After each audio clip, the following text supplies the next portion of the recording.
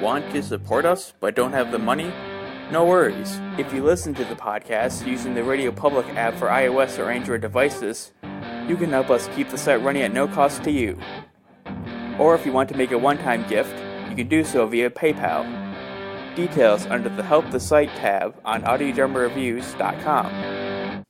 Hello, and welcome to this episode of WWLT, the show that would have been called WILT, but we really like the hive mind nature of saying we a lot. This week is for August 15th through the 21st. The shows were Bronzeville Episode 6 and Steal the Stars Episodes 1 and 2, a re-listen. By Episode 6, the writers and Lawrence Fishburne have devoted themselves to the role of Curtis Randolph. Sorry for the name there for a second. In this episode, we learn more about his past as a mobster and what happened to make him not a mobster. Spoiler warning, it has to do with his wife.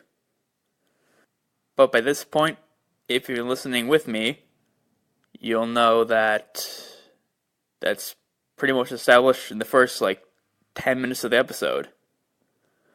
The church scene in 5, going back to the previous episode, had great foreshadowing but somewhat flawed execution.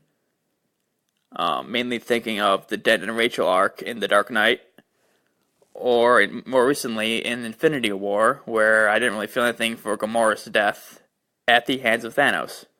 The Lisa and Jimmy scenes had great chemistry between the actors and great writing for the writers. It was interesting to have this material for an essentially a filler episode. I mean, by itself, it's sort of self-contained. They go from one place to going back to the same place with not a lot of new information being revealed, other than Mr. Sarzosa is not following you. Other than not that, but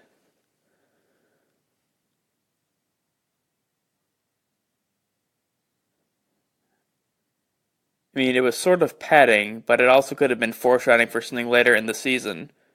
Usually these types of episodes or scenes are pretty much just there to foreshadow or to develop character more, and nothing else.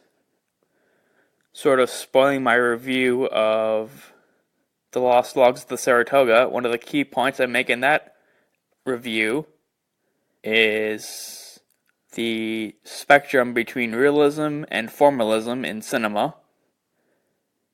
You can read that review and what I mean by that on September 23rd. The Copeland family gets bigger by a few people, namely Lisa's sister-in-law. The ending of this episode was back to the status quo. Not much new information is given. Mainly feels like a foreshadowing episode, as I said before. Steal the Stars 1 and 2, this was a re-listen on my part because the first time I listened to these episodes was during Podcast Movement and I totally forgot what they were about. So on the second listen, much more information was retained this time around. I enjoyed the opening scenes and the in-character thoughts and moments. Basically scenes or lines of dialogue that were inside the character's head. I guess you call that a monologue, but that sort of brings to mind bad James Bond films, I guess. The line about the snapshot in love or of love was gold. I love that line. Pretty accurate in some cases. And episode 2, the eccentric characters bordered on expository info dumps, meaning their purpose was to serve as giant dumps of information.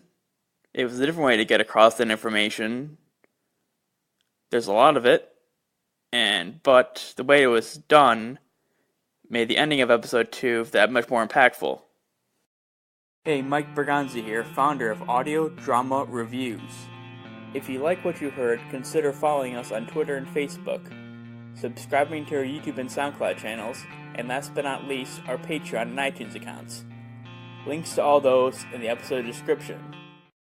Did you know you can read these reviews before they're released on the feed? Sign up for our email list and get new reviews delivered straight to your inbox. You'll be the first to know about new content coming to the site. Thanks for listening.